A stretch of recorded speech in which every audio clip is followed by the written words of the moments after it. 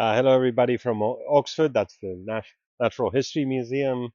Over there's Reuben College, where I was just lecturing as part of the Global Executive MBA program. And here's one of my favorite colleges in Oxford, Keble College, which was the first college I ever got to know in this institution when I visited a good friend of mine who was doing his undergrad program here.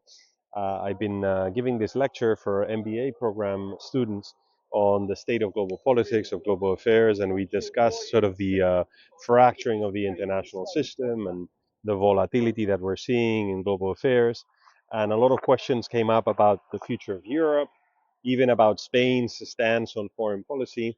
And I wanted to provide a very quick analysis on what we're seeing, on the Spanish Prime Minister's stance on Gaza, on Iran, on NATO defense spending, now his recent visit to China.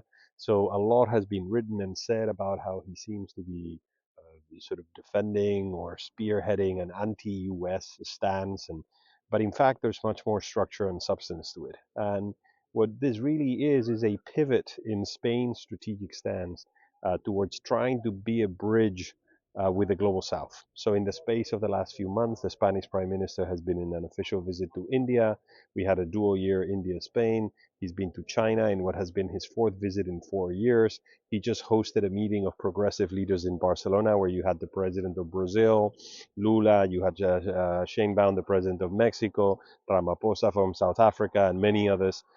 He has put a lot of emphasis on the improvement of the relationship with Morocco, also a strategic partnership with Egypt. So, actually, when you look at all of these efforts, we've had a long running strategic relationship with Turkey, with whom we share the Alliance of Civilizations in the UN framework. So, when you add all of these things up, it actually points to this function of Spain as a bridge between the North, a country that is clearly anchored in Europe and in the Atlantic world, but also with a southerly sort of soul and stance, and basically trying to build this bridge so that many issues on the international agenda can be addressed in a north-south dialogue, whether it's climate or trade or security or the future of multilateralism. And Spain is really poised to play this role moving forward. So when I was in the Spanish government, I helped craft our foreign action strategy document, which ran, I think, until 2024. And now there's a new strategic cycle. And if I were to recraft that document now, it would basically say this. It would say Spain's strategic function is greatly enhanced by its ability to engage with the global south structurally.